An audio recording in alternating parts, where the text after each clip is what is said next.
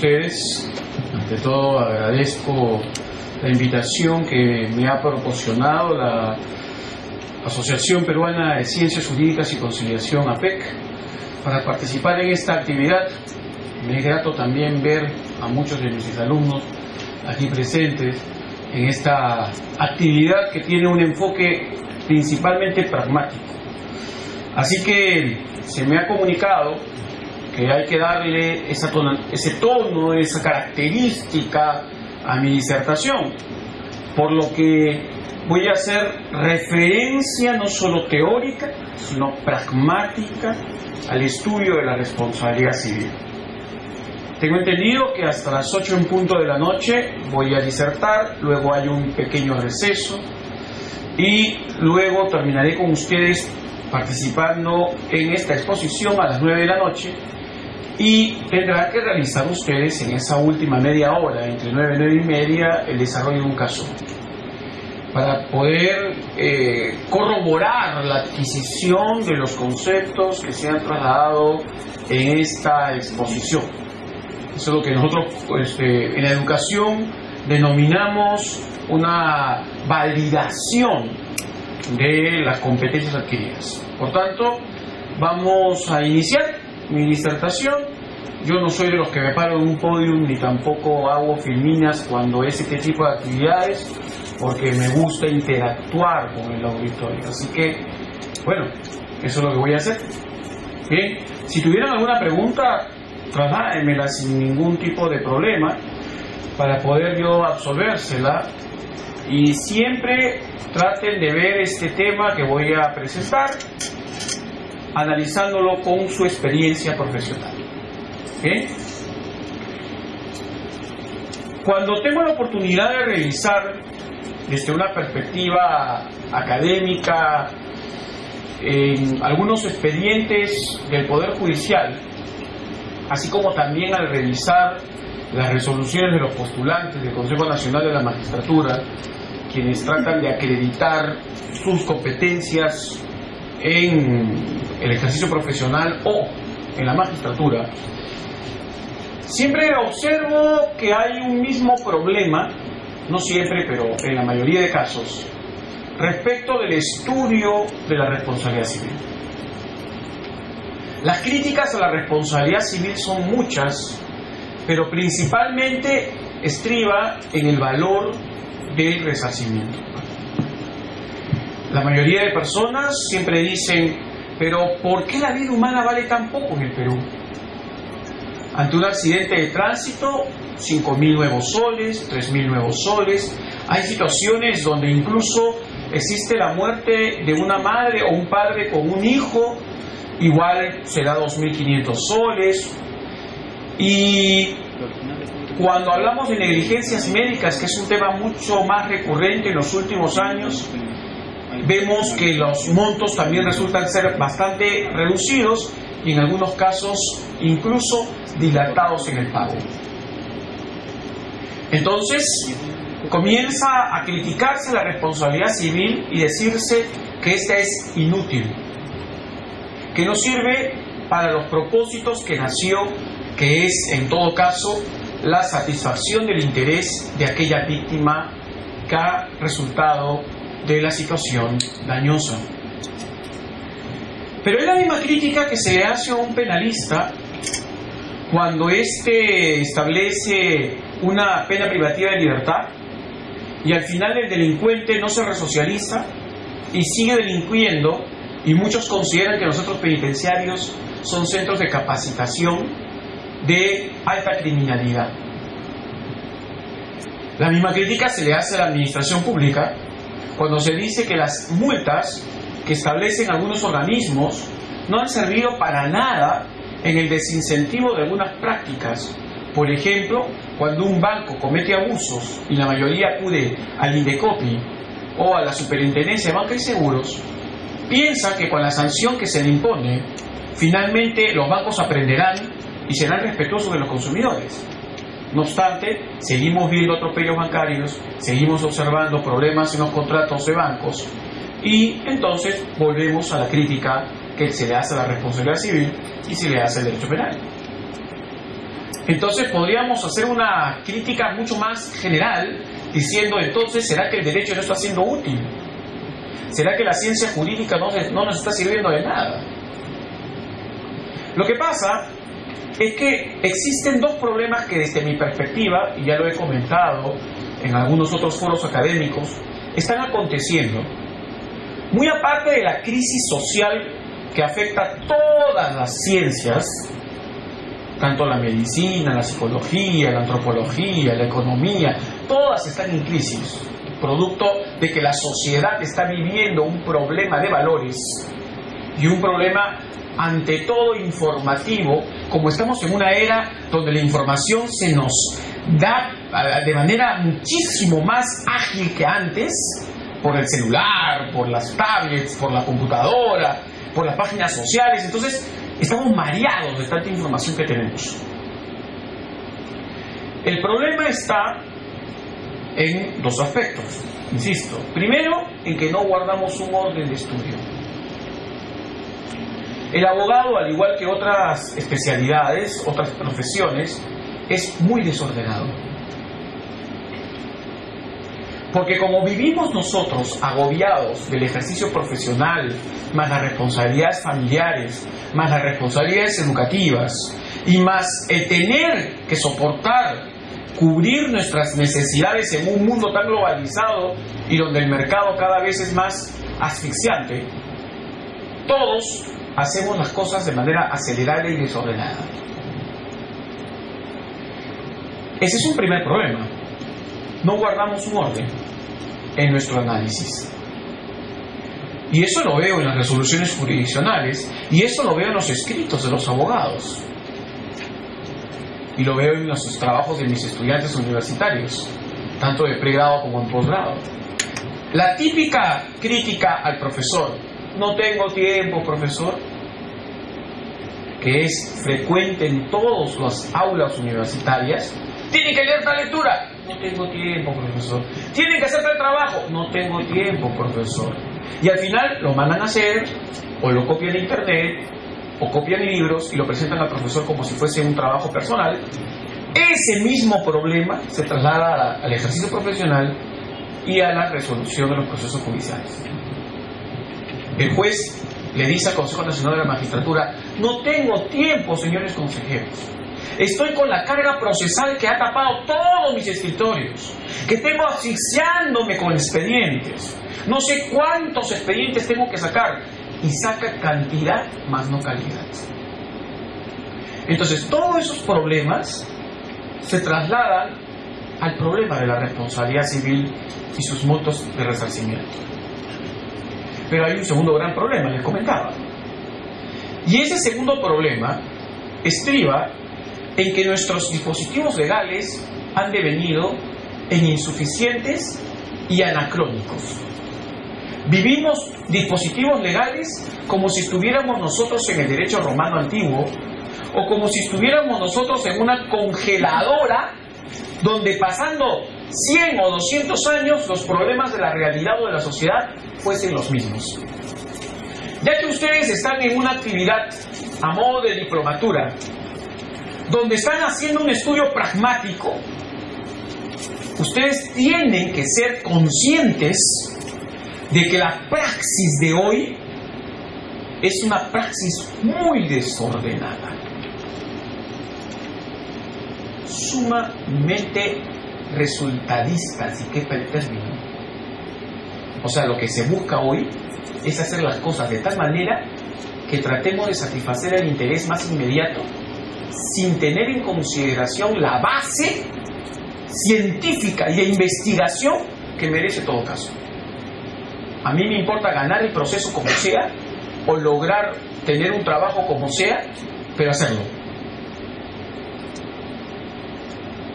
Entonces, esas son las dos críticas que voy a utilizar como fundamento de la exposición que voy a hacer. Entonces, no le echemos la culpa a la responsabilidad civil, echémosle la culpa a cómo estamos tratándola y cómo los dispositivos legales están presentándose en nuestro entorno. Entonces, si yo les pregunto a ustedes, ¿para qué sirve la responsabilidad civil? Capaz la gran mayoría de ustedes me diría que la responsabilidad civil tiene un propósito de tratamiento de daños. Estoy casi seguro, a un 99%, como si fuese una prueba de ADN, que todos me dirían eso, que la responsabilidad civil busca el tratamiento de los daños.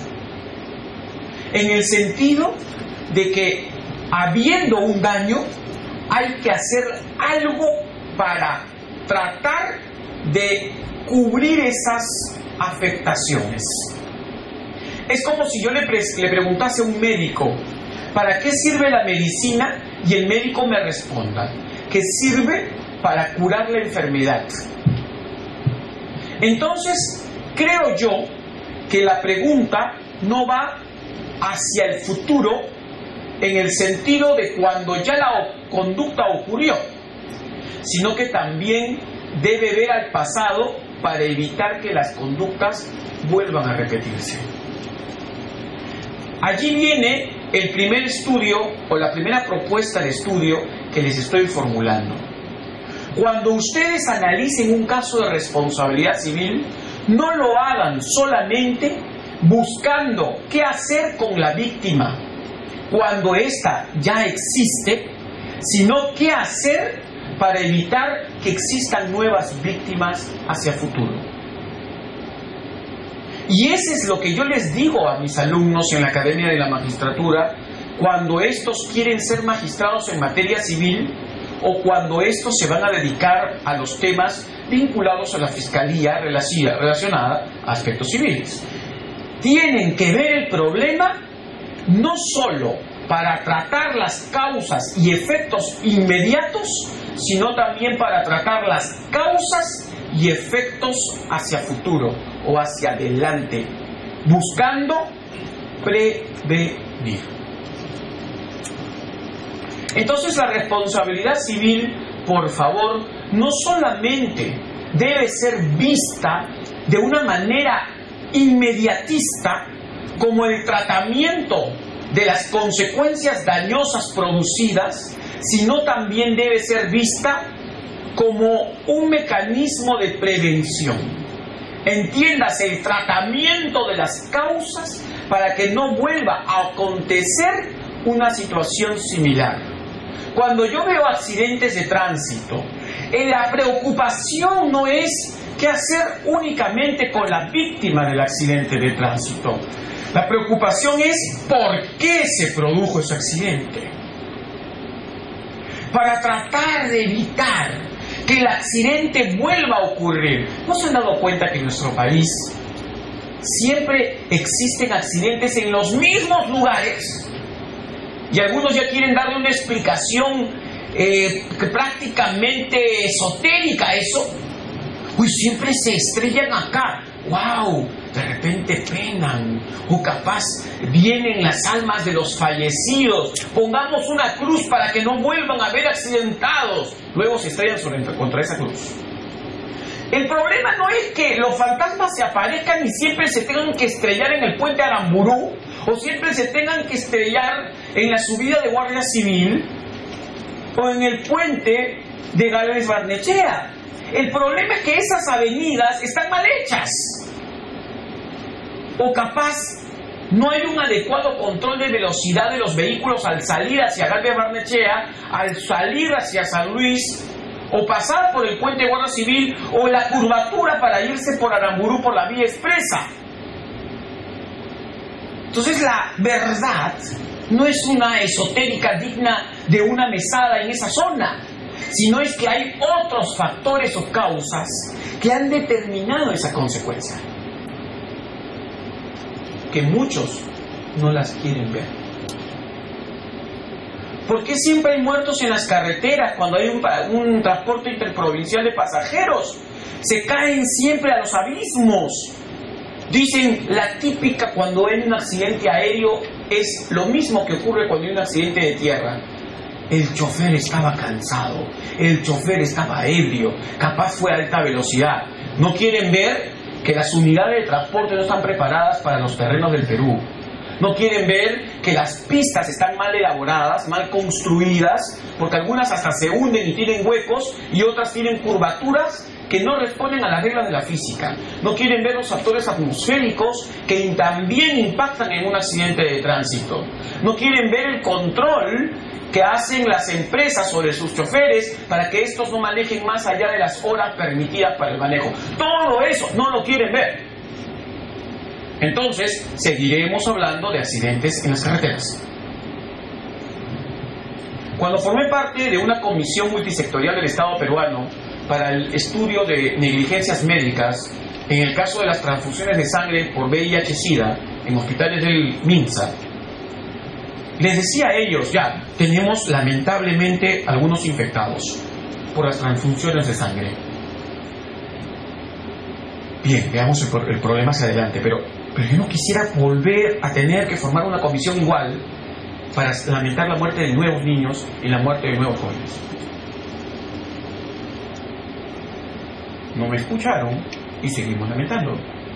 Porque el problema no es solamente ver qué va a pasar con esas víctimas, que lamentablemente ya fueron contagiadas, sino solucionar en parte, en gran parte, el problema de la realidad médica peruana.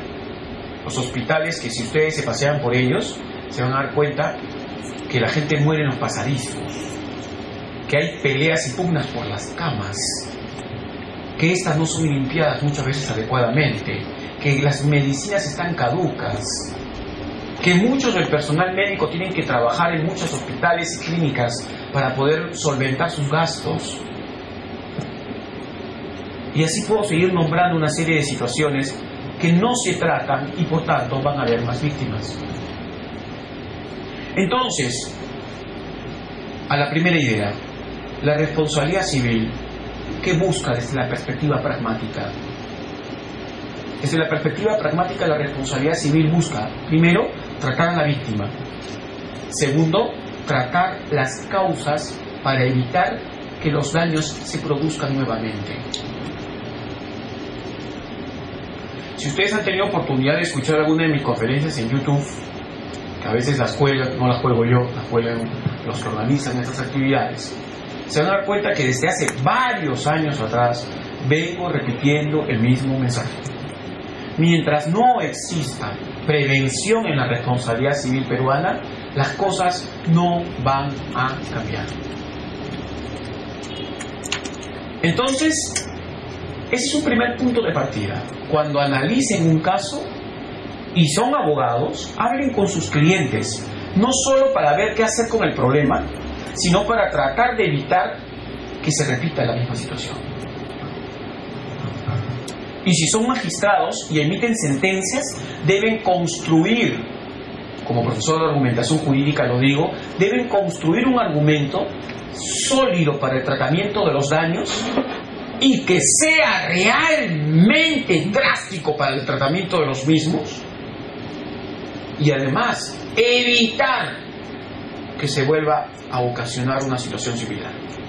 En Estados Unidos, ustedes dirán, ¿por qué cuando una persona se lanza un café en el cuerpo, de alguna manera accidental o intencional, como quieran decirlo, por qué hay resarcimientos por $8 millones?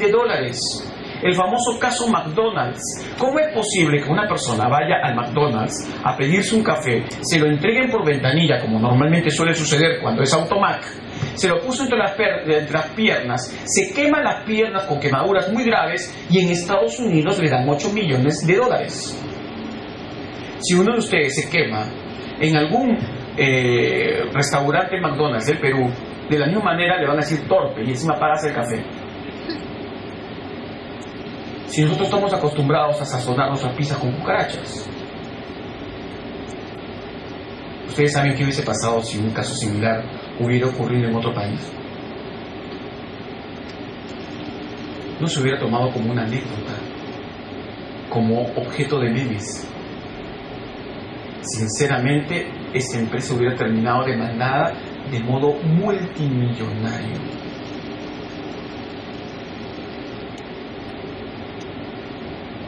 Entonces, ese es el problema con mi país. El problema con el Perú es que nosotros no vemos más allá de la situación dañosa. Ah, el periodista pidió su pizza y le dieron con cucaracha. Ah, pues pobre. Bueno, y encima se llevaron el plato porque decían que le iban a devolver después con una nueva pizza. Y allí quedó todo. Todos jajaja, jijiji, la cucaracha, qué bien. El símbolo de Domino's con cucaracha, qué bonito, qué excelente. ¿Y quién hizo algo?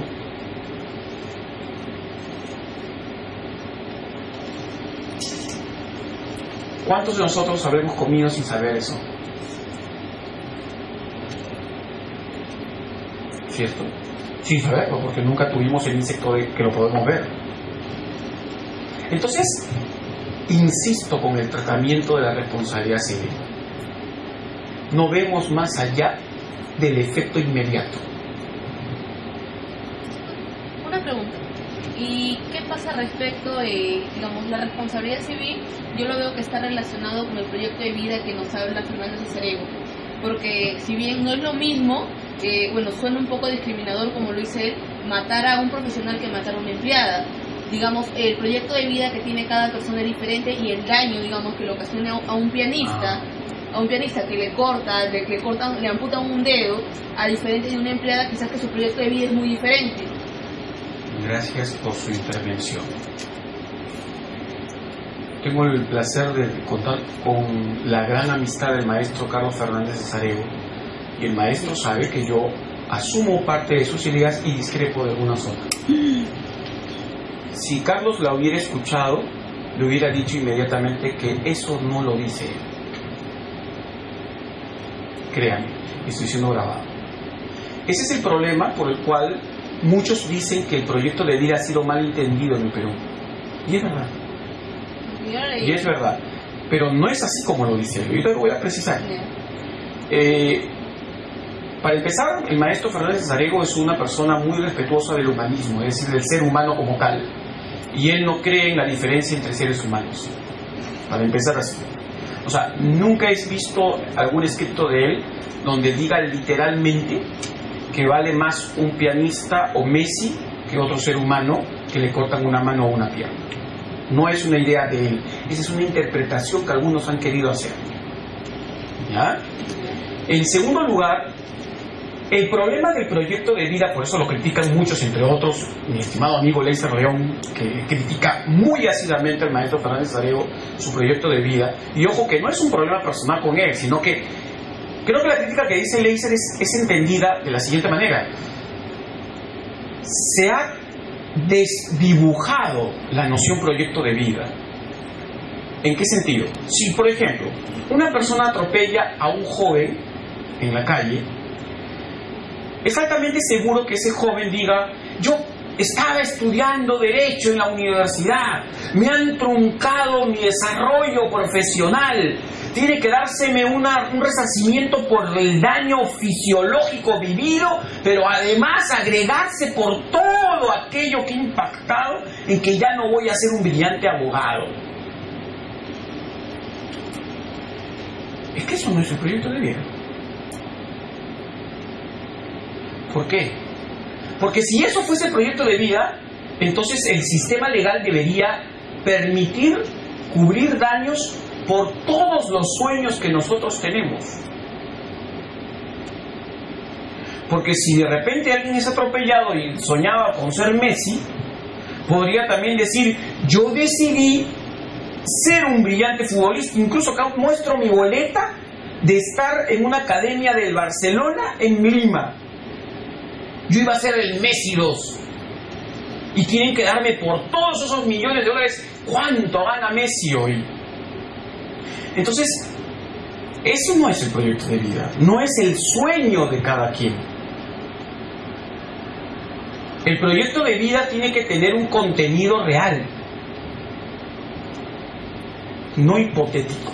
Entonces, en sí mismo, cuando nosotros hablamos de la pérdida de una mano de un pianista, no significa necesariamente que el pianista va a dejar de tocar el piano, porque quien es apasionado por algo tocará con la otra mano, y si pierde las dos, tocará con los pies. Y créanme que eso ocurre. Pero lo que estoy diciendo, no estoy diciendo, ojo, no se me malinterprete, entonces que le corten todas las manos al mundo del ser humano. No, para nada. Eso no es lo que estoy diciendo. Lo que trato de decir es que nosotros tenemos que darnos cuenta, particularmente, qué es lo que se persigue con la responsabilidad civil. Yo, ¿qué diría? Nunca debió una persona haber sufrido la pérdida de un brazo, una mano, una pierna. Eso no debió haber ocurrido. Yo soy mucho más drástico, yo veo más allá del tema. ¿Me entienden? Entonces, lo que trato de decirles a ustedes es que el daño del proyecto de vida ha sido entendido en Europa de una manera distinta. Y allá le dicen daño existencial. Le explico cómo va la cosa. Si yo, pensemos que el señor es Messi. Él es Messi. Y yo soy un hincha de Real Madrid. Perdón, yo soy un hincha de Real Madrid. Y me lo encuentro a Messi ocasionalmente en un baño, como le pasó a Cabañas, el futbolista paraguayo. No, me lo encuentro en un baño. Cojo un revólver, tú eres Messi, tú eres el que acaba metiéndole gol al equipo. ¡Brava! Lo haces en las piernas. O sea, yo lo agredo, yo lo ataco, no para solamente generarle daños corporales, sino para acabar con su vida futbolística, porque lo reconozco como futbolista y porque le mete goles al equipo como futbolista del equipo contrario. En otras palabras, para entender con mejor proposición ese proyecto de vida o esa existencia humana, el agresor debe ser consciente que lo que está haciendo lo hace para truncar o frustrar su desarrollo personal. O sea, no es como normalmente lo entendemos, como que una persona pueda invocar en todo caso que se le afectó su desarrollo personal, sino que el agresor o el que generó el daño sepa o sea consciente de que está realizando acciones para afectar el desarrollo de esa persona. Es como el enamorado celoso, que hay muchísimos, como también celosas, que como no quiere que la enamorada siga participando en concursos de belleza, coge una Gillette y le desfigura el rostro. Ahí no solamente estamos haciendo referencia a las afectaciones psicosomáticas de la persona, sino que ese sujeto, y está demostrado, tendría que haber una prueba de ello, lo hace porque no quiere que nunca más sea modelo esa señorita. Esa es la real connotación del daño existencial o el denominado por otros proyecto de vida. Bien, entonces en este escenario no hay diferencia entre seres humanos. No hay diferencia entre seres humanos. Y voy a ponerlo así. Si hay un vagabundo en la calle y yo cojo un cuchillo y le corto las piernas al vagabundo porque le digo, así gritando a voz en cuello y queda grabado, así como el video del niño que le pegan, te corto las piernas porque no quiero verte más por acá, quiero que dejes de fastidiar mi calle, y te corto las piernas porque eres un vagabundo y no quiero que camines más, para que te arrastres de verdad, con esas palabras tan duras. Ese agresor lo ha hecho con el ánimo de afectar la existencia de ese ser humano, y no solamente para afectar su integridad física. ¿Vale un vagabundo menos que un futbolista renombrado como Messi? No.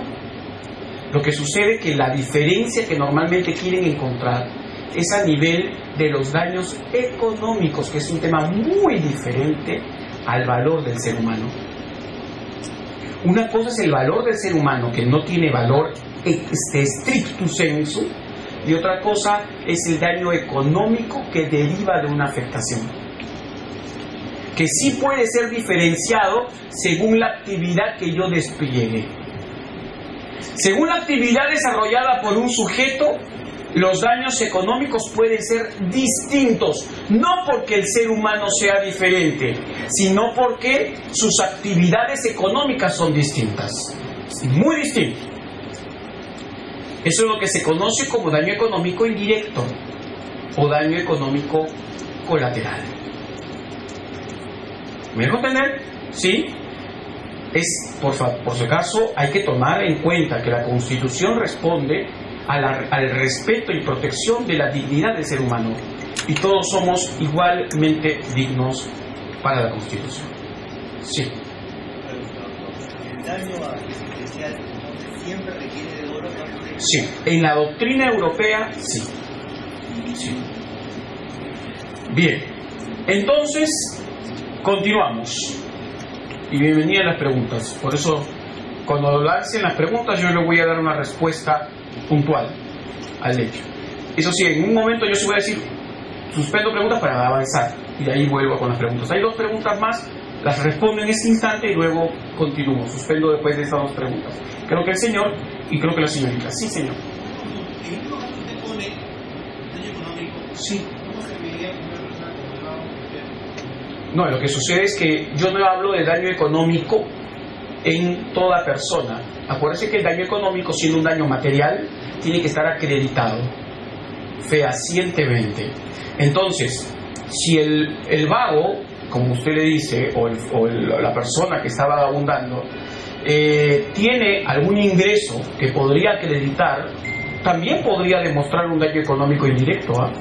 También, solo que va a ser evidentemente menor que aquel otro que tiene mayor ingreso. Yo estoy hablando de realidades, no de eventualidades. ¿Bien? Sí.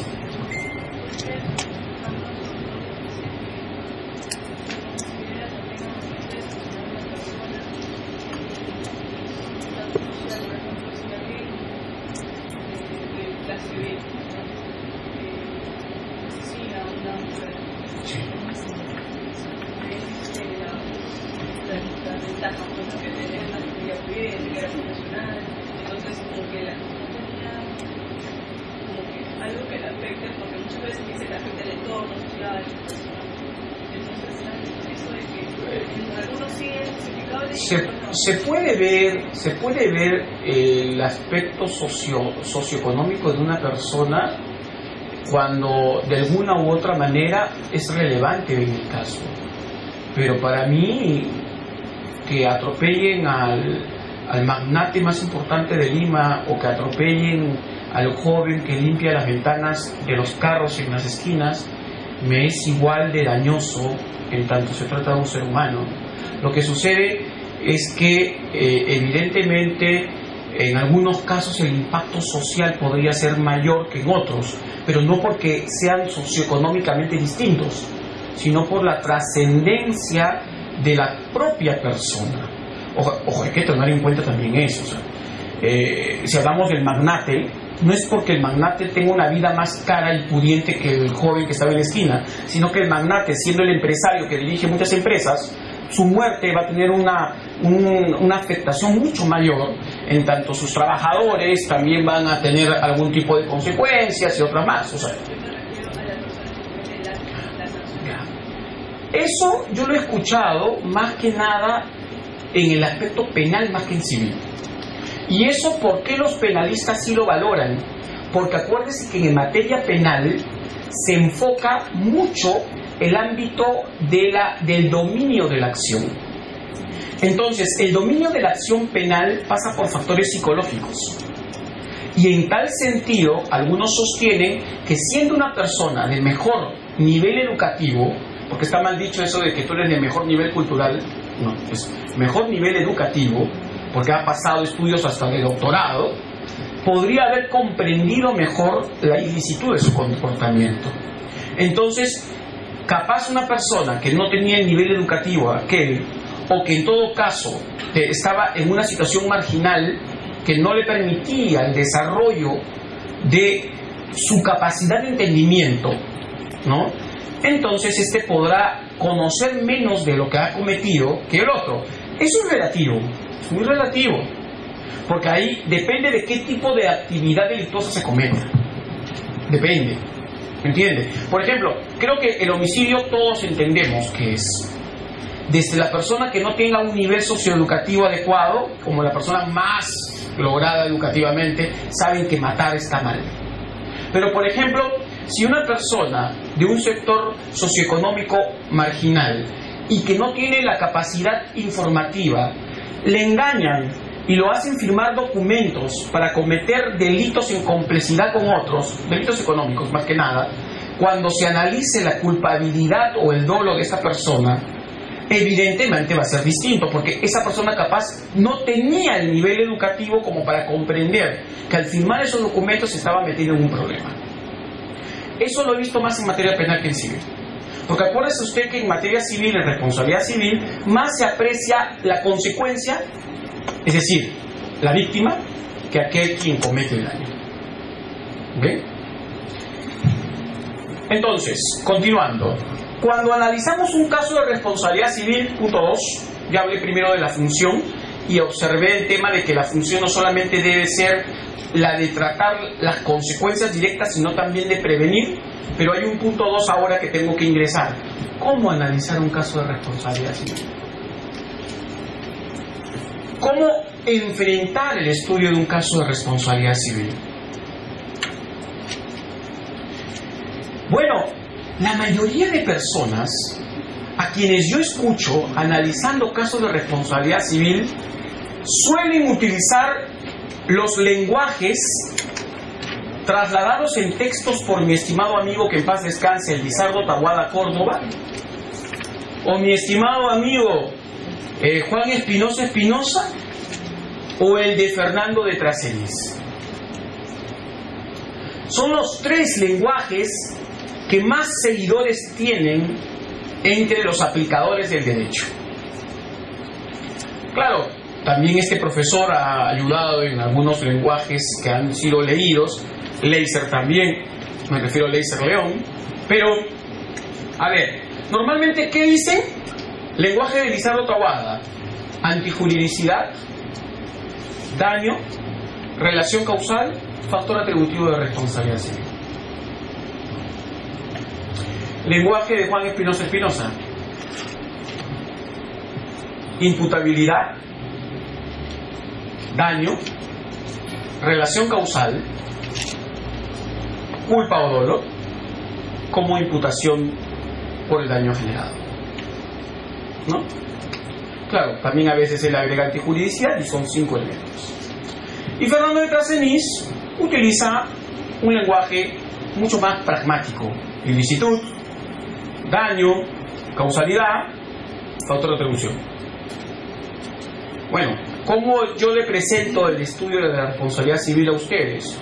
Comportamiento dañoso, consecuencia dañosa, relación causal, criterio de imputación, que es lo que también difunde Leiser León a propósito de sus estudios europeos.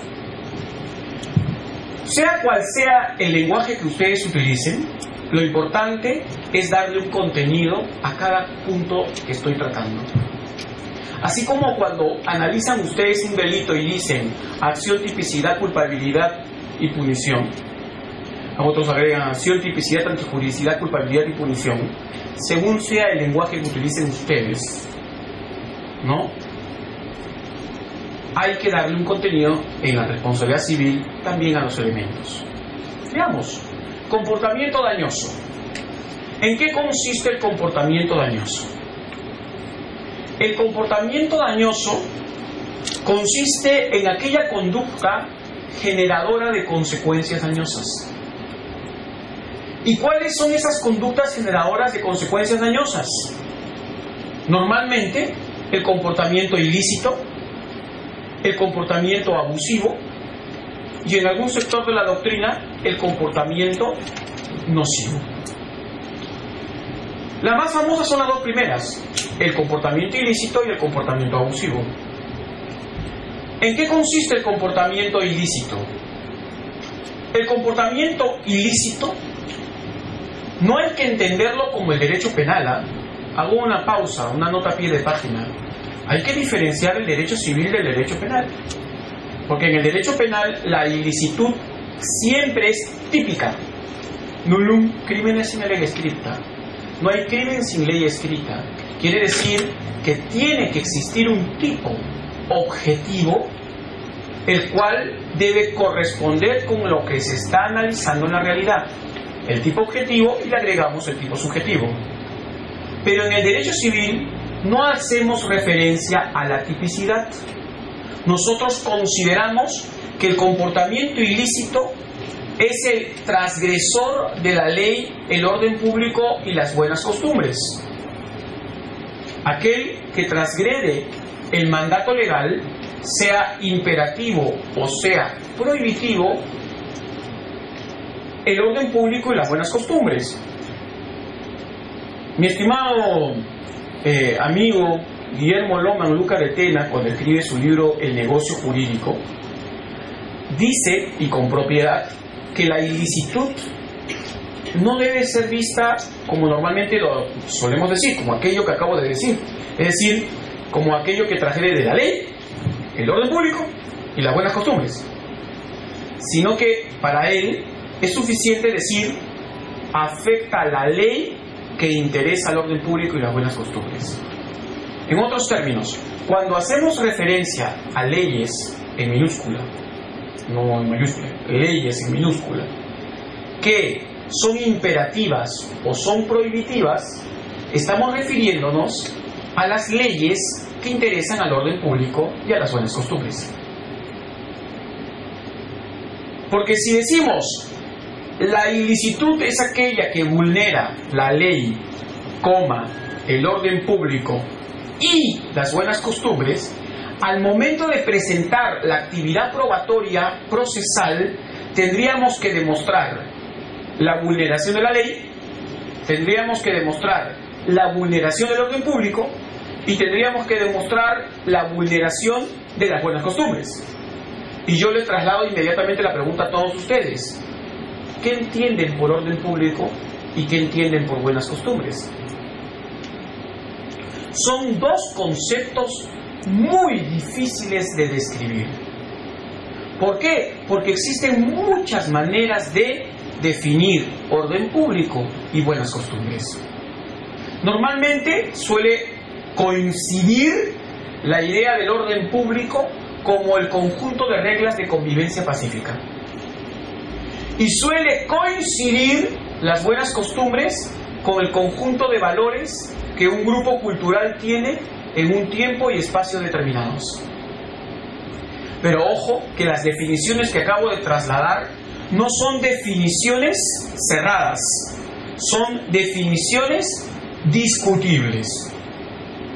Por eso, para evitar la discusión y tener que acreditar la ley, el orden público y las buenas costumbres, se suele decir que la ilicitud es la vulneración de la ley que interesa al orden público y a las buenas costumbres. Y así está puesto en el título preliminar del Código Civil peruano.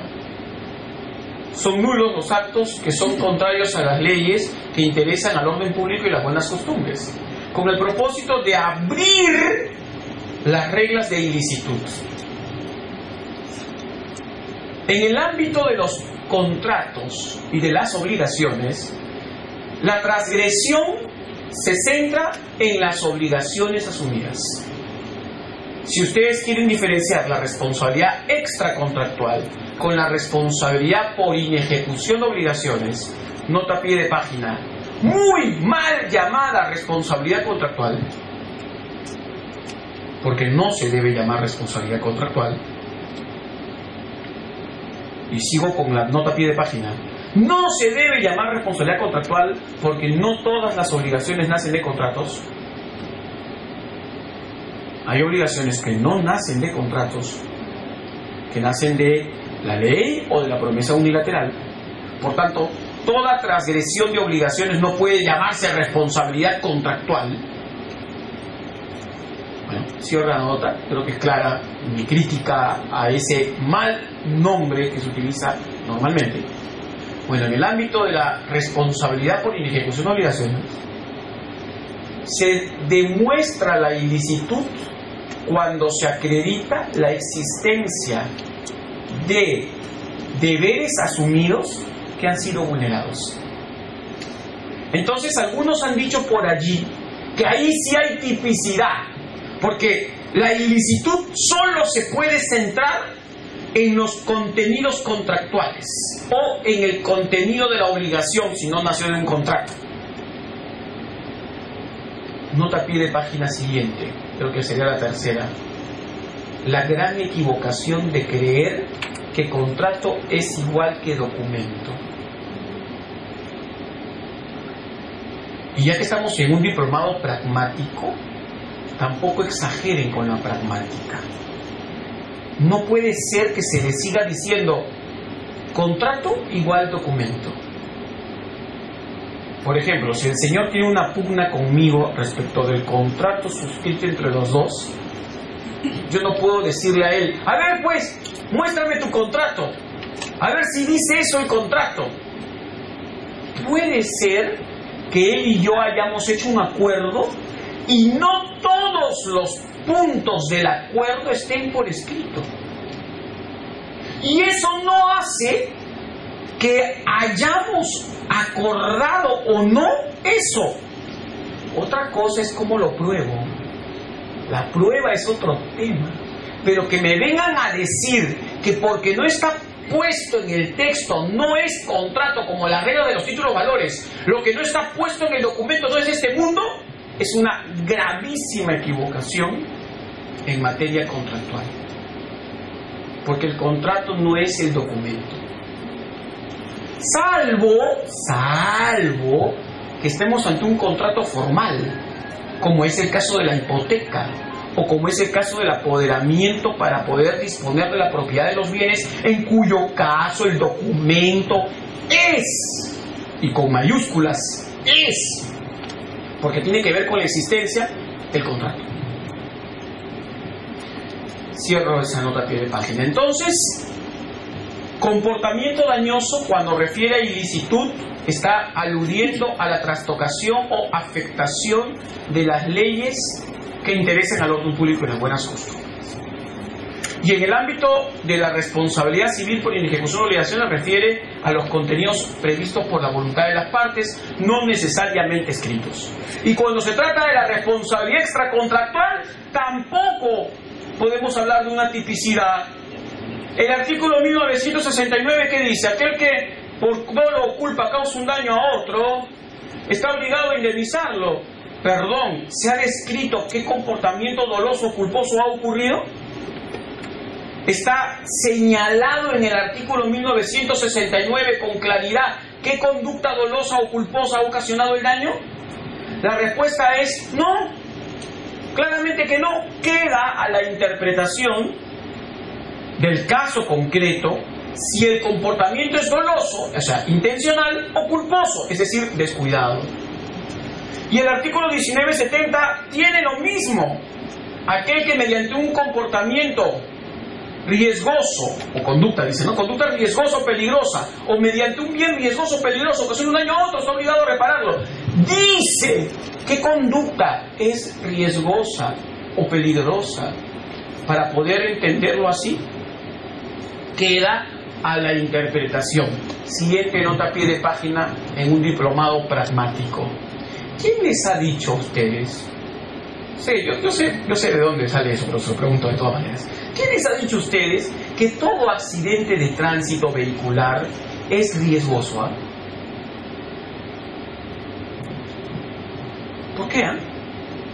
¿Por qué siempre aluden al 1970?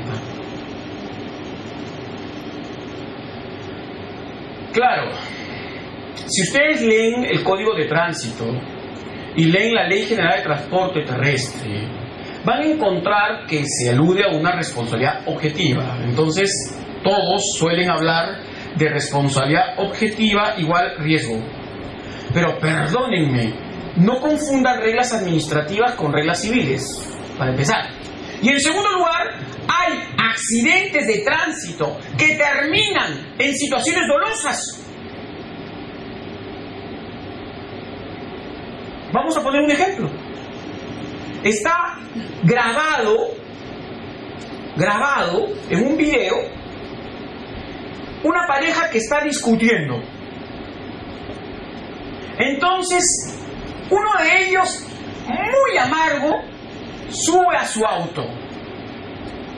La pareja trata de acercarse al vehículo para evitar que se vaya, en ese típico "no te vayas", ¿no? Y la persona que está en el auto retrocede y se ve cómo pasa por encima de la persona con quien pelea, con su auto,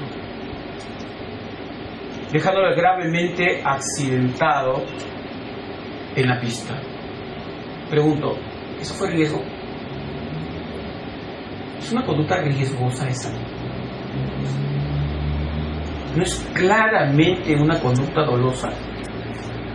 Si hablamos, lo vemos desde la perspectiva criminal, penal, ¿no sería un homicidio doloso? Entonces, por favor, no se encierren en repetir lo que leen en algunos libros sin ir más allá de lo que realmente es. Comportamiento ilícito. ¿Qué es el comportamiento abusivo? Es cuando se conduce el sujeto más allá del derecho que le corresponde. Cuando un sujeto se conduce más allá del derecho que le corresponde. Yo agregaría que el abuso también implica abuso de poder o abuso de autoridad, que no es hablar de derecho. Una cosa es ejercicio abusivo del derecho, es un tema, el ejercicio abusivo del derecho, y otro es el ejercicio abusivo de una autoridad o el ejercicio abusivo de un poder. Son dos conceptos distintos. Normalmente una autoridad no actúa con derecho,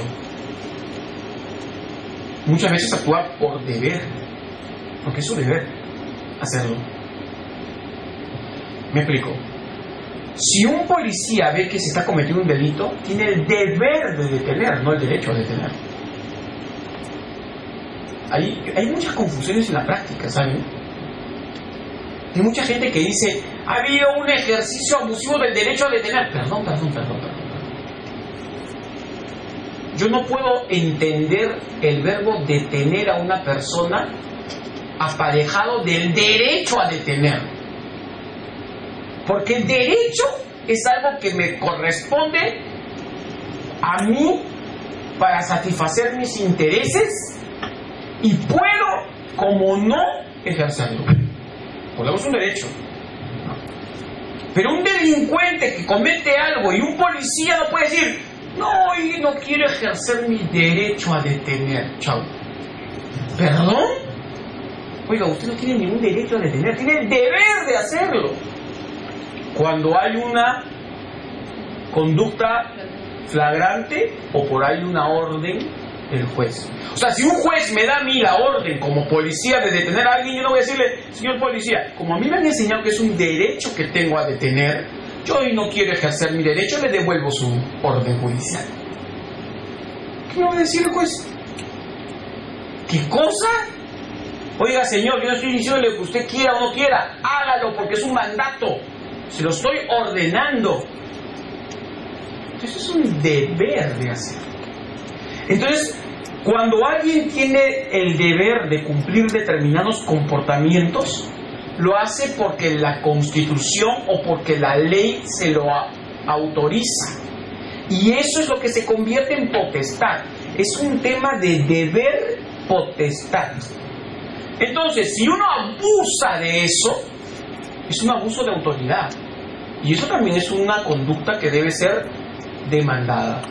Pero normalmente es cometida con un delito, por tanto suele vincularse más a la ilicitud. Pero cuando hablamos de abuso o ejercicio abusivo del derecho, por favor, para efectos de sus evaluaciones, si alguno de ustedes pretende postular al examen del Consejo Nacional, no es abuso del derecho, es ejercicio abusivo del derecho, por favor, ¿verdad? Como he tenido a mi cargo a veces la elaboración de algunas preguntas, algunas cosas adrede, yo he puesto un periodista se informa más allá de lo que puede hacer sobre una persona y cuando lanza la noticia también filtra datos personales que no tenían relación con la noticia. El presente caso es A, un abuso del derecho, B, una conducta ilícita, C, un hecho nocivo, D, una conducta permitida en ejercicio del derecho a informar. Muchos me marcaron la mal, pues no entraron. Porque no es abuso del derecho. En todo caso, la conducta sería ejercicio abusivo del derecho, pero en el escenario descrito ni siquiera es eso. Sería una conducta ilícita, porque la frontera es muy tenue. Pero ¿a qué quiero llegar? ¿Cuál es la diferencia entre abuso del derecho y ejercicio abusivo del derecho desde una perspectiva pragmática? El abuso del derecho es cuando una autoridad autocrática, cuando un golpista, cuando una autoridad que vulnera todo tipo de democracia, crea un sistema legal para justificar sus abusos. Ese es el abuso mediante el derecho, porque ni siquiera es del derecho, sino mediante el derecho. Y el ejercicio abusivo del derecho es cuando un sujeto tiene un derecho que ejercer o asumir y va más allá de la función reconocida. Bien, segundo punto. Después del comportamiento dañoso viene la consecuencia dañosa. La consecuencia dañosa no es otra cosa que la afectación a un interés jurídicamente protegido o protegido por el ordenamiento jurídico, como quieran decirlo. Ojo que es importante lo que acabo de decir, porque no todo interés es protegido por el derecho. Se lo demuestro así. Por ejemplo, acá, ¿ustedes son muy buenos amigos o son más que amigos? ¿Son enamorados o amigos con derecho? Esa es la categoría que ahora escucho con frecuencia. Son enamorados.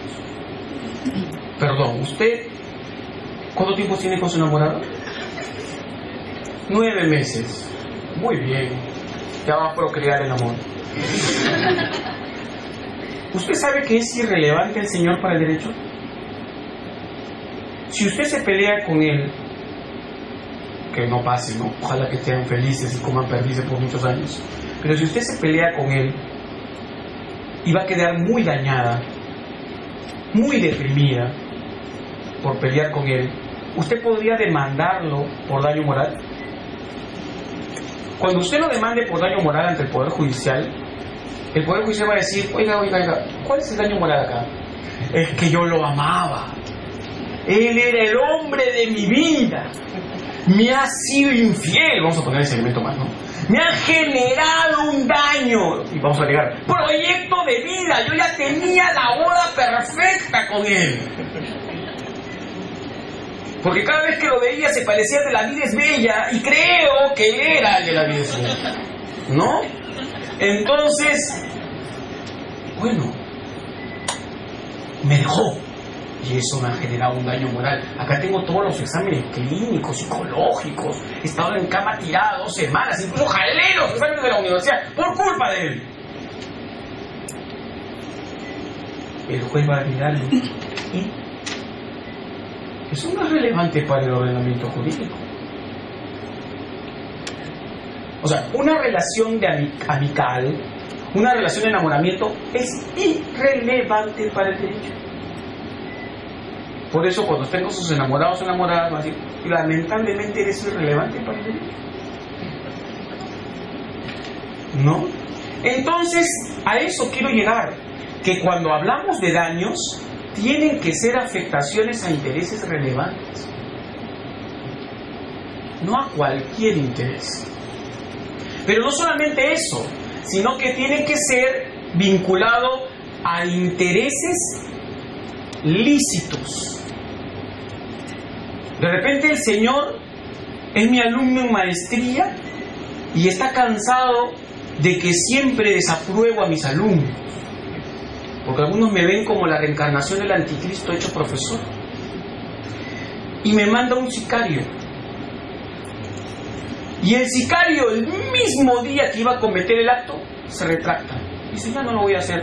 Y él dice, te demando por haberme frustrado. ¿Cómo es posible que no cumplas el contrato? Incluso yo te había dado el adelanto. ¿El sistema jurídico va a proteger ese interés que tiene él de quitarle la vida a su profesor, aunque sea un mal necesario? Evidentemente que no. ¿Por qué? Porque trastoca el sistema legal. Y los daños, y aquí viene lo pragmático, por favor, esto en mayúsculas, ¿ya? No sé, pongan el resaltador verde, amarillo, naranja, lo que deseen. Porque esto que voy a decir a continuación es el mayor problema que yo veo. El mayor, ¿ah? Para que un daño sea resarcible, tiene que estar demostrado en su existencia, o sea, tiene que demostrarse la existencia del daño, tiene que demostrarse el contenido del daño y tiene que demostrarse el valor del daño. ¿Me escucharon? Su existencia, contenido y valor. ¿Se hace eso en la realidad? La existencia, más o menos. Y cuando es un daño moral dicen, no, pues no puedo probar. ¿Cómo demuestro la existencia de un daño moral? Bueno, normalmente hay pruebas indirectas para acreditar daños morales, pero tiene que acreditarse la existencia. El contenido, tengo que probar en qué consiste el daño. Si el daño es material, lo que algunos conocen como daño patrimonial, como lo es el daño emergente, aquello que egresa de mi patrimonio, o el lucro cesante, lo que dejo de ganar, tengo que acreditar. Ejemplo, yo soy dueño de la empresa de taxis La Muerte Feliz. Y resulta que una persona destruye una de mis unidades de taxi. ¿Tengo un daño emergente? Claro que sí. Una unidad de taxi menos en el patrimonio de mi empresa, con un valor claramente cierto. ¿Tengo un lucro cesante? Claro que sí. Lo que dejo de ganar por no producir con esa unidad de transporte. Tengo una unidad menos para el servicio. Entonces yo tengo que demostrar la existencia del daño, pero además tengo que acreditar su contenido. Y ahí viene el tercer punto, el valor. Claro, en el caso de los daños morales, hay una disposición en el Código Civil que dice que cuando no se puede probar el valor, el juez lo fija equitativamente. Lo malo es que la jurisprudencia no le ha dado un criterio claro a la palabra equidad, lo que ha determinado que los jueces sean arbitrarios en el señalamiento de los valores y esas cifras tan bajas como que conocemos. Pero, a ver, perdónenme, señores, le voy a hacer una pregunta y ahora sí quiero que me respondan a sola voz o como guste. ¿Alguno de ustedes, levanten la mano por favor, ha visto alguna sentencia del Poder Judicial donde en el contenido de la sentencia se haga claramente una explicación sobre la existencia, el contenido y cómo valoraron el daño?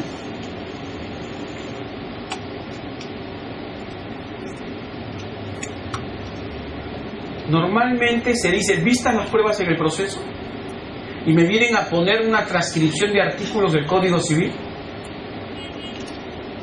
y al final se resuelve tal valor. ¿Y de dónde salió ese valor?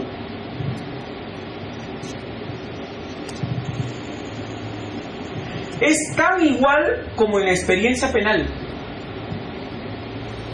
Porque en la experiencia penal me pueden hablar de atipicidad, de acción, tipicidad, antijuricidad, culpabilidad y punición. Me pueden hablar de puntos Jacobs y todo lo que quieran. Y al final ponen pena privativa de libertad 15 años. ¿De dónde salió 15 años? ¿Por qué el 15? ¿Por qué yo 10? ¿Por qué ella 8? ¿Por qué ella ninguno? Explíqueme las razones para la determinación de la pena.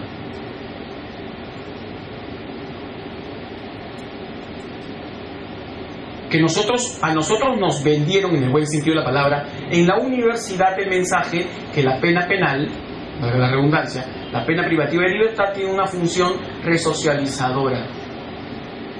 Dígame, ¿cómo acreditan que 15 años ayuda a la resocialización del delincuente?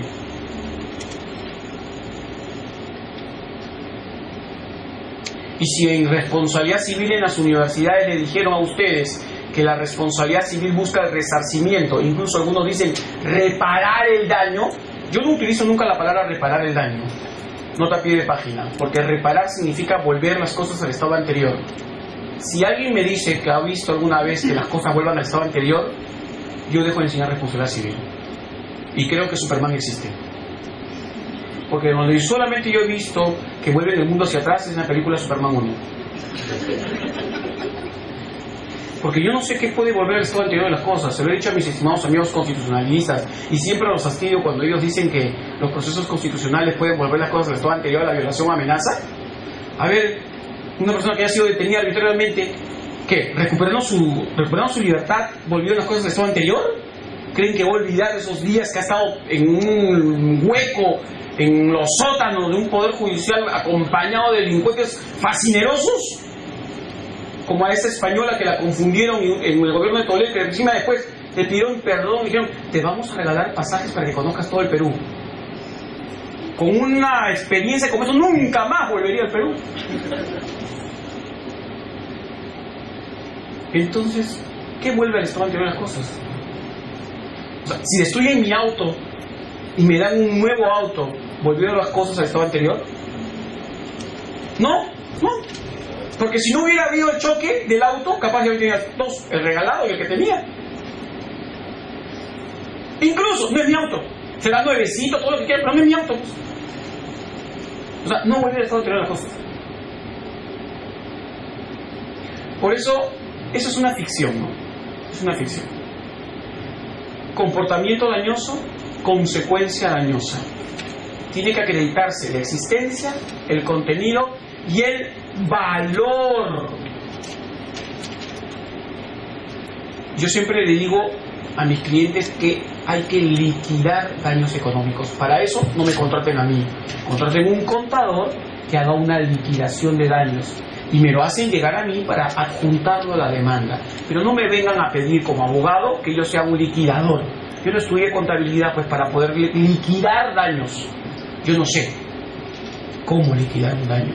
Y si voy a hacer lo mismo que hacen todos los abogados, de poner cualquier cifra, simplemente porque me dio la gana de poner 100.000, 200.000, o la típica de los abogados como hacemos, ¿no? Bueno, pon 500 porque te van a dar 100.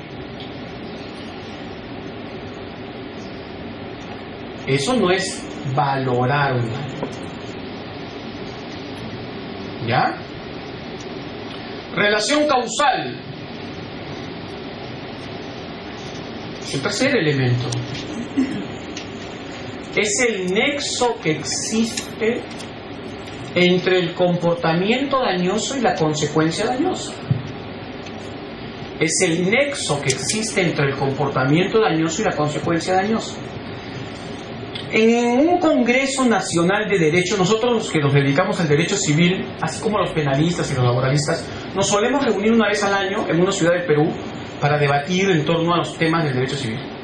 Y en uno de los congresos, creo que fue el que tuvimos en Tacna, se trajo a la palestra del debate entre los que intervenimos el tema de la relación causal. Y se dijo, la relación causal en realidad no debería ser vista como un elemento de la responsabilidad civil, sino como un elemento de toda conducta que tiene una causa y un efecto. O sea, si yo no pusiera relación causal como elemento de la responsabilidad civil, no pasaría nada, porque toda causa produce un efecto. O sea, siempre tendría que existir una conexión causal. En el estudio de las conductas humanas y en el estudio natural de los hechos, siempre hay una causalidad. Los estudiosos de la causalidad no son abogados, los estudiosos de la causalidad son naturistas, son biólogos, son científicos, físicos, que siempre determinan que toda causa va unida a un efecto.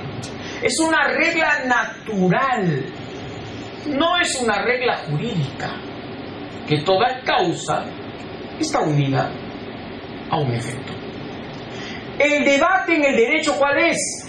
Determinar quién es el causante. Ese es el dilema. El dilema no es analizar causa-efecto, no. El dilema es evaluar quién es el causante. Y en el estudio de quién es el causante, pueden ocurrir muchas circunstancias. Como por ejemplo, que se le haya atribuido la causa a un sujeto A y que ese sujeto A no sea el causante. Que el causante haya sido un sujeto B. O que la causa haya sido un caso fortuito o fuerza mayor.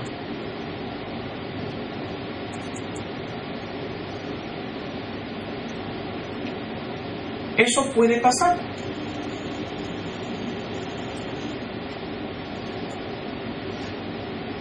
Incluso yo he escuchado que en el derecho le dicen ruptura del nexo causal. Los abogados somos creadores de la... O sea, nosotros creamos la naturaleza. Si hubo un Big Bang, fue explicado por un abogado. Si Dios creó el mundo, hubo un contrato de obra. Y Dios debió haber tenido un acta de nacimiento. Y debió haber creado el mundo mayor de edad, porque no podía haberlo hecho siendo incapaz.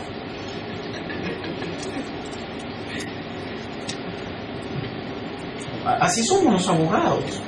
Por eso que nos fastidian mucho en muchos ámbitos que no son jurídicos.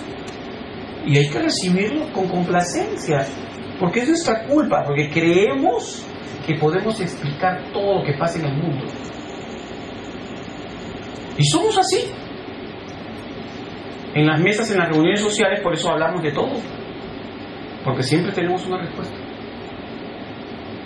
¿Sí? ¿Y a qué quiero llegar? Esa creación histórica, heroica de ruptura del nexo causal. Los físicos, los naturistas dicen, ¿de dónde sacaste eso? ¿No?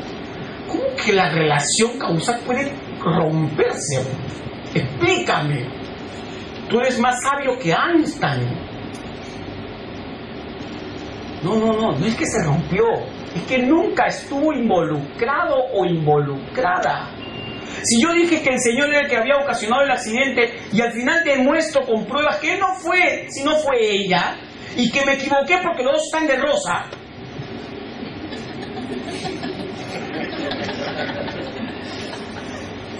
¿no? Bueno, entonces nunca hubo ruptura de relación causal alguna, sino que él no era, pues era ella.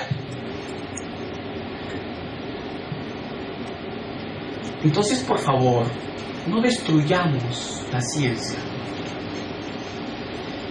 La relación causal es importante, evidentemente, en todo acto. Y finalmente, el criterio de imputación. Antes del receso, ya estamos sobre las 8 de la noche, 3 minutos aproximadamente, ¿no?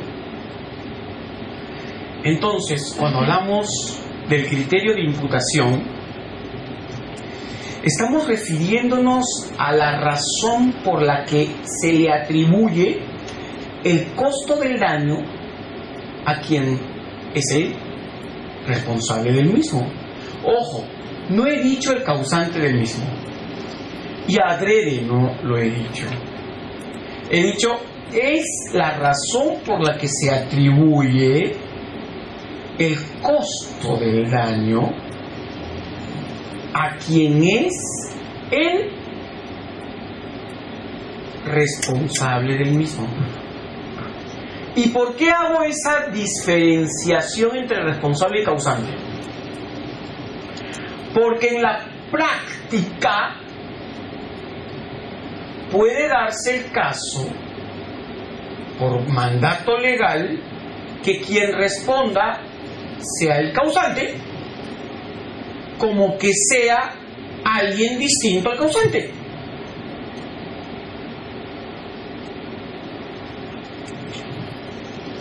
Si yo cojo un palo y agredo al Señor y me atribuyen a mí el gasto por los daños generados, es porque yo soy el causante del daño, habiendo cometido la conducta de modo intencional, dolo. Si yo no estoy, imagínense que yo estoy en la calle, en esas esquinas, haciendo piruetas con fuego, haciendo gala de mis habilidades, y la señorita se cruza lamentablemente en ese momento, que yo no debería estar parado allí porque es pista, y se me escapa uno de estos fuegos y la quemo a ella. No es por dolo, es culpa. Incluso algunos podrían forzarle la figura o evaluarla como una actividad riesgosa. Porque cuando hablamos de actividad riesgosa, que es otro criterio, cuando el sujeto realiza comportamientos que conllevan un alto nivel de probabilidad de daños. O sea, riesgo es definido como aquella conducta o situación que trastoca el normal devenir de los hechos, que va más allá del normal grado de control de la ciudad. O sea, la ciudad, la sociedad tiene control de los hechos y de los actos. Cada quien también. Pero cuando hay comportamientos que trastocan ese control, ya son riesgosos. Y son más riesgosos aún, o ultra riesgosos, cuando la probabilidad de la ocurrencia de un daño es altísima, como el caso de los grifos, los que suministran gasolina en la ciudad. Son necesarios, claramente que son necesarios, porque los autos tienen que circular y tienen que abastecerse de combustible, pero puede haber una explosión como la que hubo en la avenida Brasil con Javier Prado ¿no? Javier Prado Puede haber en cualquier momento una explosión de ese tipo como hubo. ¿Y es por qué? Porque casualmente el nivel de peligrosidad o probabilidad de daño es alta. Entonces, señores, puede atribuirse la causa del daño a un sujeto por dolo, intención, culpa, descuido o por riesgo, que si bien no actuó con dolo o culpa, sabía el sujeto que podía ocasionar ese daño. Pero también se puede atribuir el costo del daño a quien no es el causante. Si un niño ocasiona un daño, los padres responden por aquel. ¿Los padres cometieron el daño?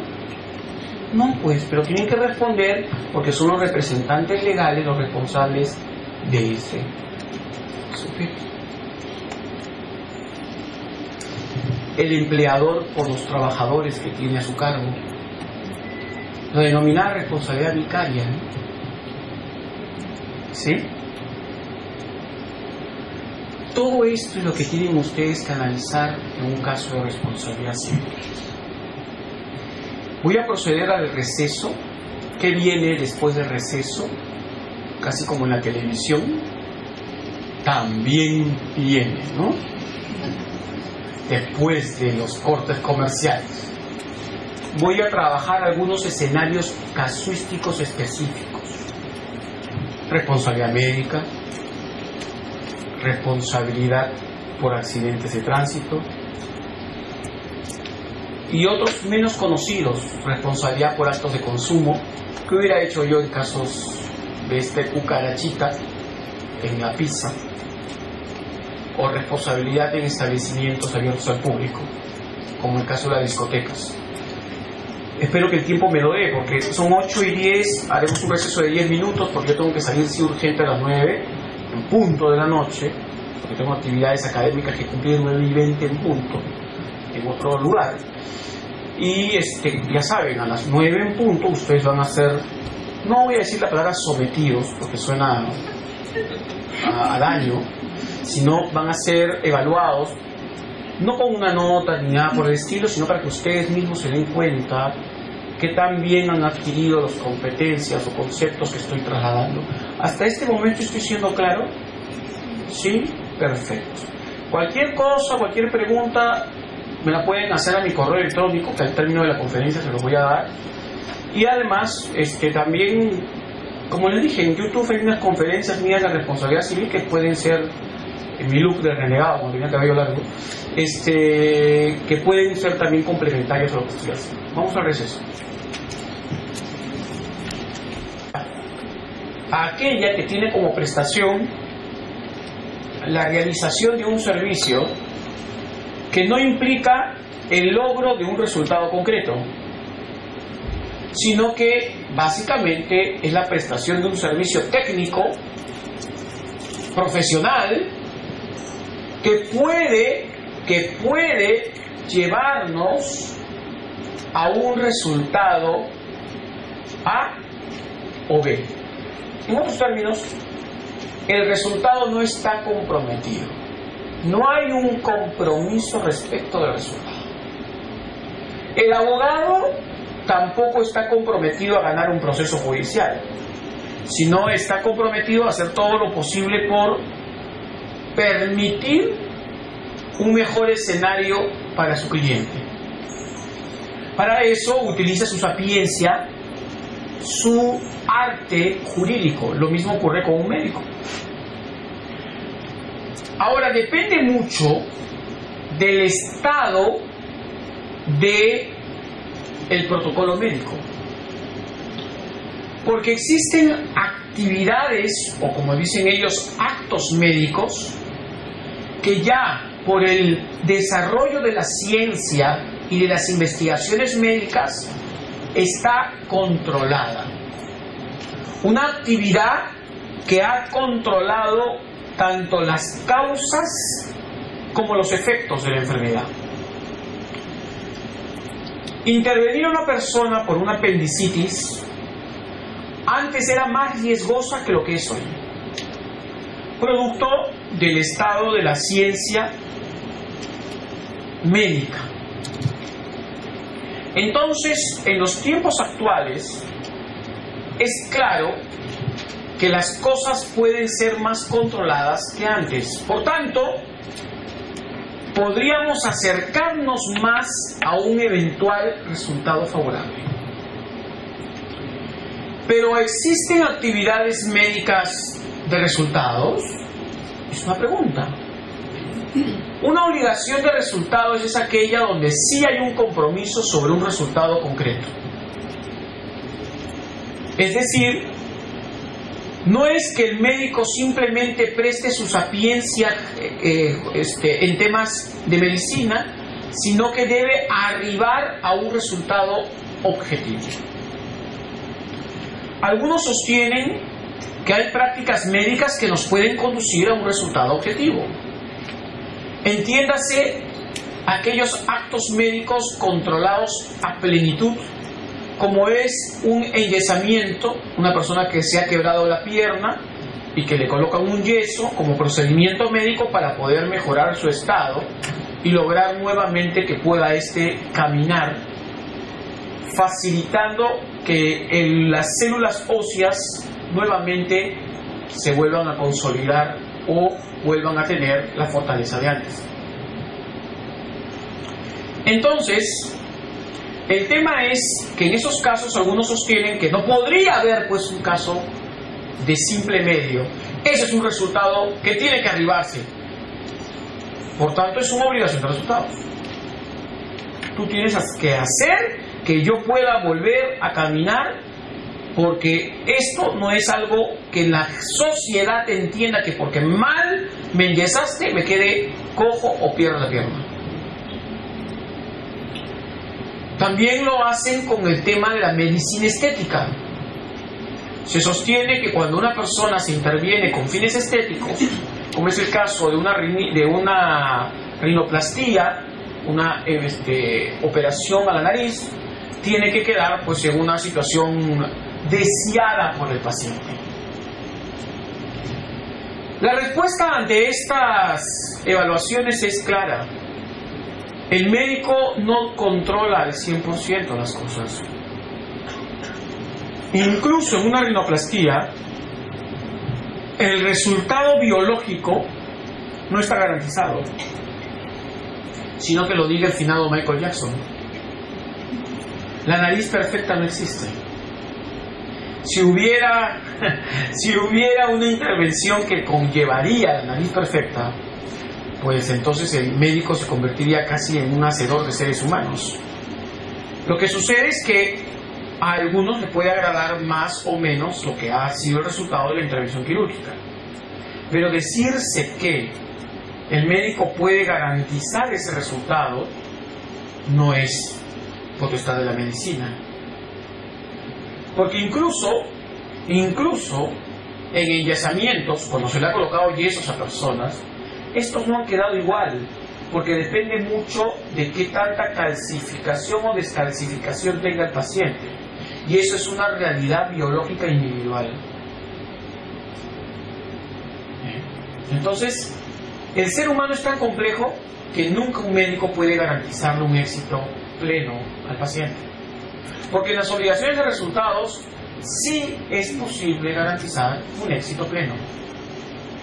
En el caso de la construcción de una pared, uno tiene que hacerlo como es. Si se derrumba la pared, no puede ser sino por un actuar descuidado de quien la hizo. Porque éste sí puede dominar los hechos a punto tal que debió haber hecho la pared en óptimas condiciones. Entonces la responsabilidad médica debe partir de esa aseveración, que a pesar que existan situaciones que aparentemente puedan ser llevadas al ámbito de la obligación de resultados, siempre es vista como una obligación de medios. Y esa es la explicación del artículo 1762 del Código Civil, que dice que en el caso de las prácticas profesionales o técnicas se responde cuando hay culpa inexcusable o dolo, porque la culpa inexcusable o el dolo están relacionados con las obligaciones de medios. Esto quiere decir con un comportamiento descuidado o intencional al generar el daño. Ahora bien, la Ley General de Salud parte de un gravísimo error. Si ustedes leen la Ley General de Salud van a encontrar que esta determina que la responsabilidad del médico es extracontractual. Eso está muy claro en la Ley General de Salud. Y eso es una equivocación. La mayoría de casos de negligencia médica o de responsabilidad derivada de actos médicos es una de carácter culposa. ¿Por qué? Porque estamos hablando de un descuido de un profesional perito o experto en la materia. Por eso que la negligencia es grave o culpa inexcusable. Encontré 20 soles, están cayendo del cielo. ¿No? Es culpa inexcusable. Muy bien.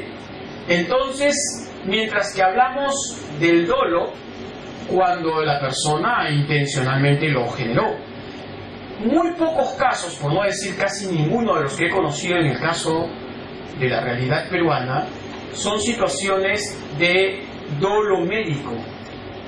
Tendría que ser un médico loco o un médico que realmente le haya agarrado una cólera a su paciente o cayó de repente en manos del el paciente, y el ¿no? Está en las manos del médico cirujano Frankenstein, ¿no?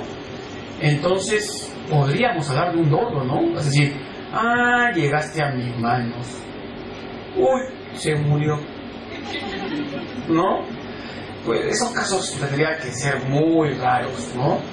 Normalmente es por equivocaciones médicas, es decir, errores de diagnóstico o errores de pronóstico o errores de tratamiento. Son 3 errores frecuentes en la medicina.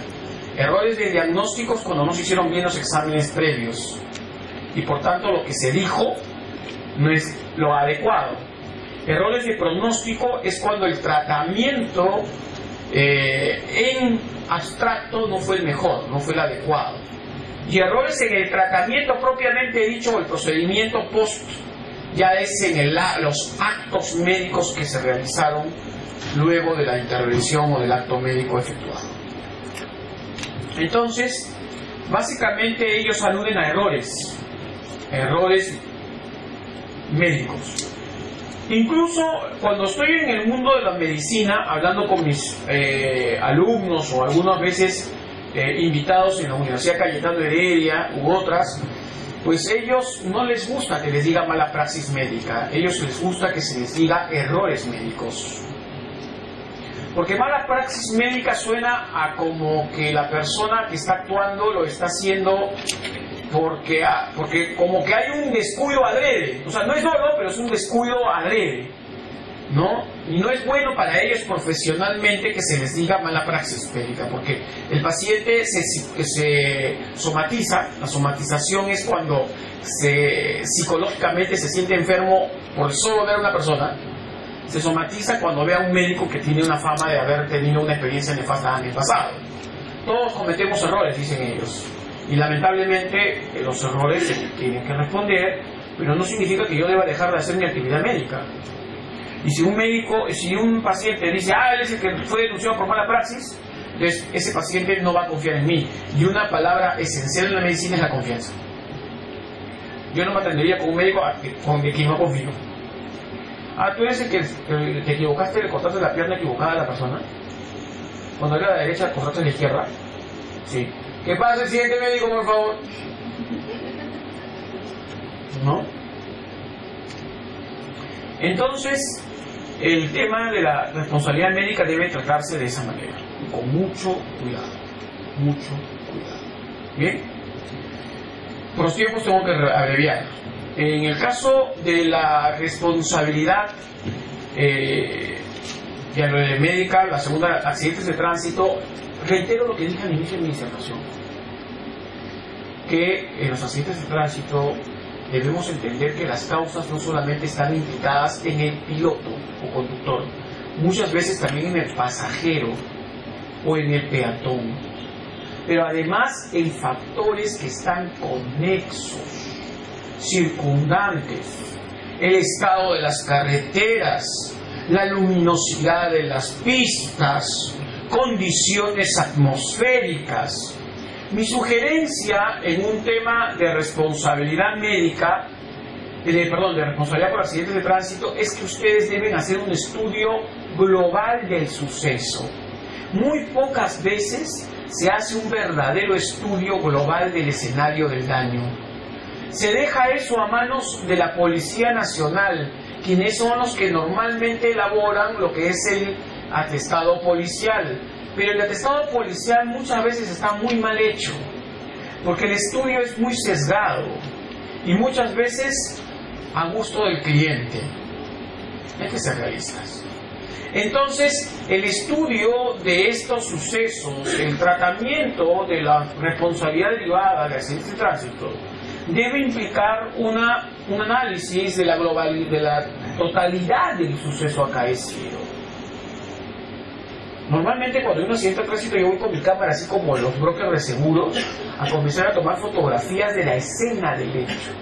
Incluso ustedes podrían pedir como medio probatorio una inspección judicial para que se constituya en el lugar donde ocurrió el suceso, para que a la hora y en una situación parecida el juez pueda evaluar cómo debió haberlo, cómo ocurrió, porque que se cuente el suceso en papel no es lo mismo que vivirlo en el escenario concreto.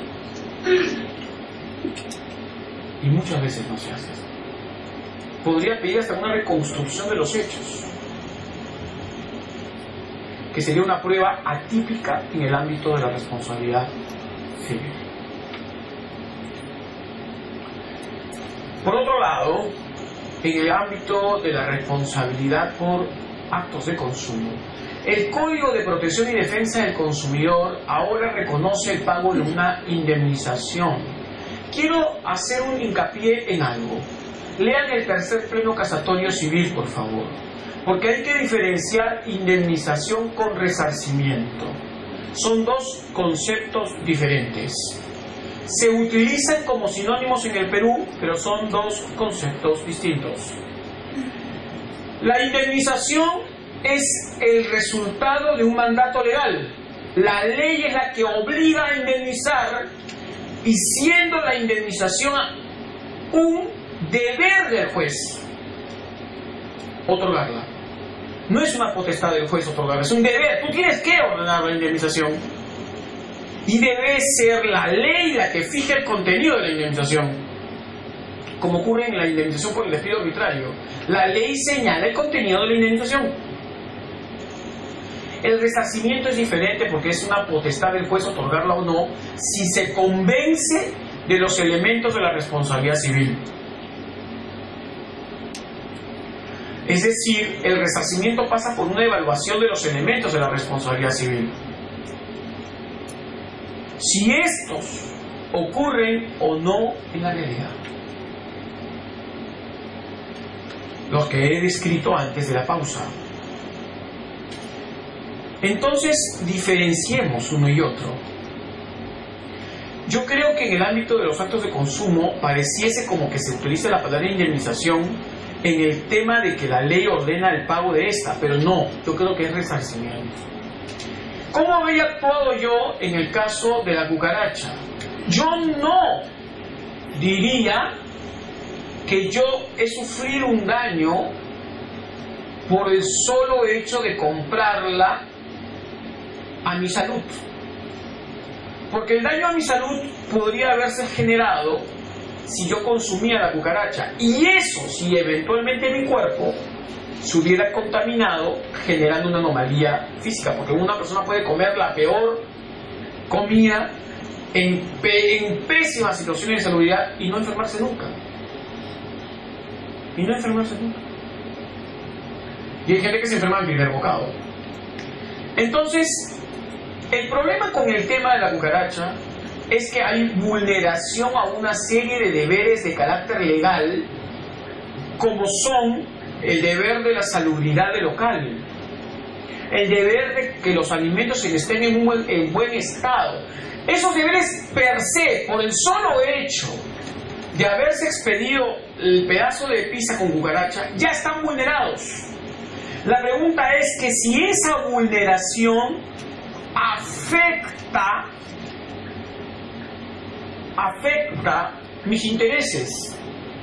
Lo que pasa es que ustedes, como estamos acostumbrados a un mundo de daños, ya les dije, estamos acostumbrados a que tengo que tener una afectación a mi integridad física, a mi salud, a mi moral, a mi economía, y ninguno de esos daños calza en este ejemplo.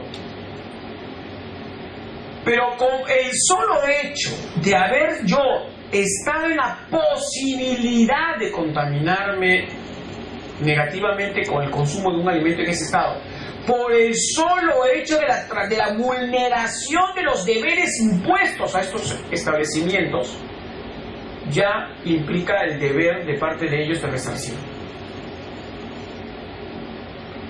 Ese es lo que creo que debería pasar en el Perú.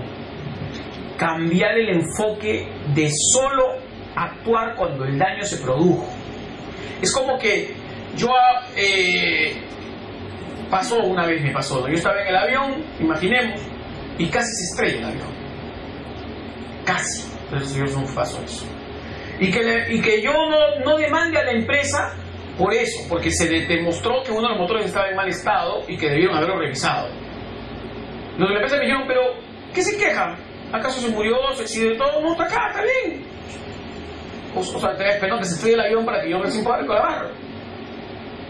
Eso no debe ocurrir.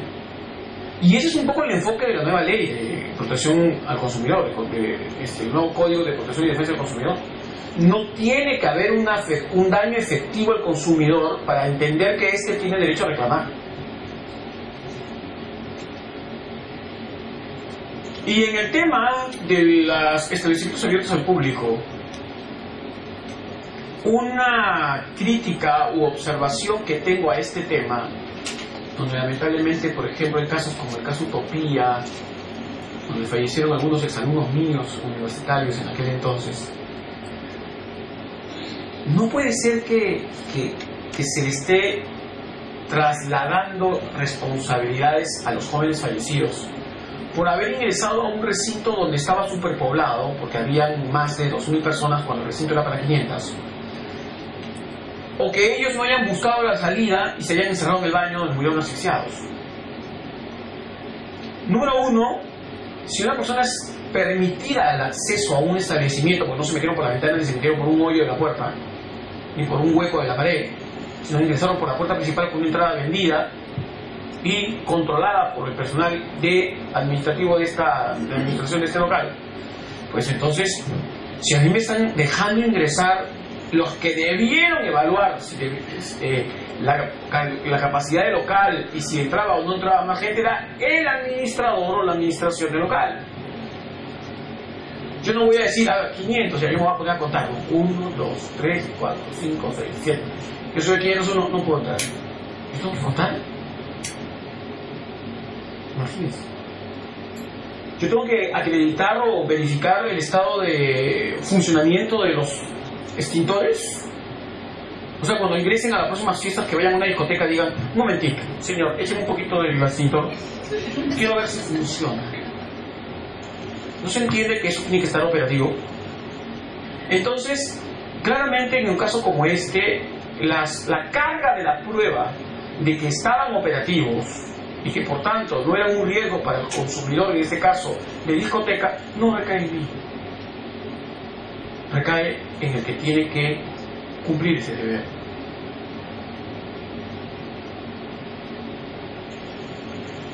Entonces, hay un problema y voy a terminar como empecé.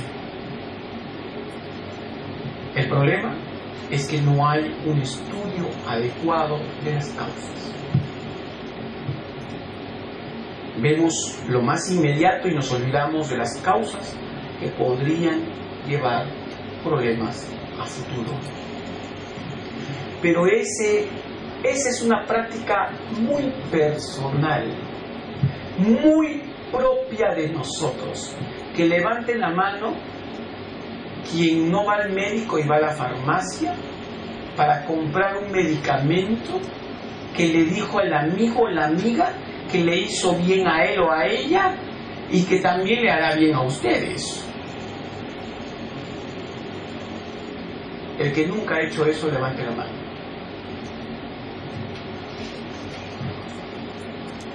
Todos lo hemos hecho alguna vez, de ir a la farmacia o preguntarle al farmacéutico, ¿qué puedo tomar porque me duele la barriga? ¿Y cuándo le dieron un título profesional de médico al farmacéutico? ¿Y cuándo le dieron un título profesional al amigo o la amiga de farmacéutico, de médico? Ah, pero entonces ahí no queda todo. Toman la pastilla, se le pasa el dolor de barriga y se olvidaron del problema. Y después úlceras. Porque van al efecto más inmediato. Lo que les importa es solucionar el problema ya, más no las secuelas que esto podría generar. Por eso es que la responsabilidad está como está. Y es momento de cambiarla, de preocuparnos porque tengamos un mejor escenario. No sé por qué me siento el hermano Pablo. Si quieren una copia de esto, creo en el apartado 1, 1000, ¿no? Bueno, ya son los últimos minutos, yo tengo que retirarme. Ya les dije que tengo un deber que cumplir y no quiero tampoco ir como meteoro porque sería muy negativo de la regla de tránsito. Cualquier cosa me pueden escribir a mi correo electrónico, por favor. Bien, con todo placer. Sí.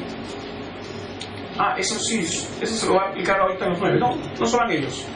Yo termino, me despido, pero ahí el señor le va a repartir lo que tienen que resolver. A partir de los 9. Vaya a repartirlo, ¿eh? Porque yo voy hablando con ellos. Dice, grábelos. Como les comento, me pueden escribir a consultora beltranpacheco@yahoo.com. No es constructora, ya, porque yo no soy constructor. Consultora, de consultor, pero más, consultora Beltrán Pacheco, mis apellidos, soy propio Beltrán Pacheco, @yahoo.com. Y si quieren whatsappear conmigo, jurídicamente digo yo, ¿ya? Nada de mandarme maldiciones o bendiciones, sino trasladar 7 veces este mensaje, ya maldicho y bendito, ya estoy ya, ¿ya?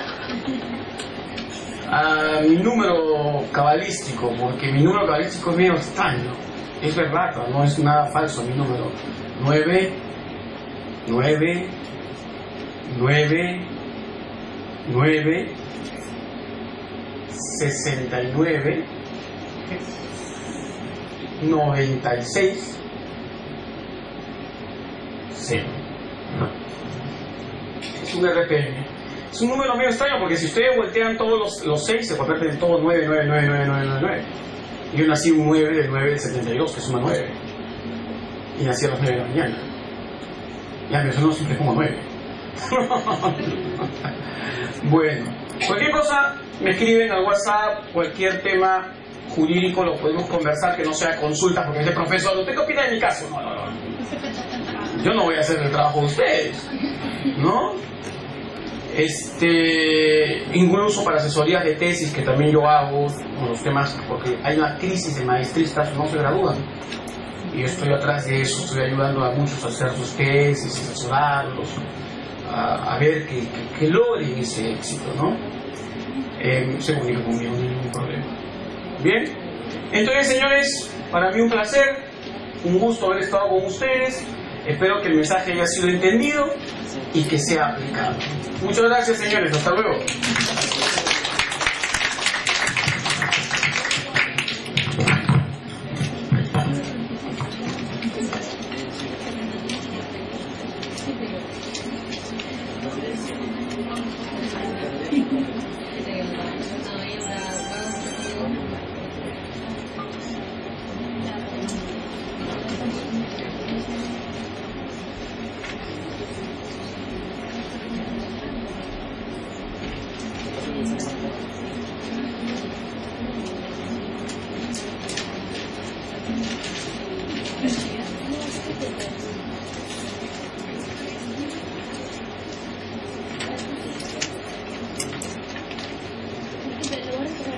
Sí, si no, no, no.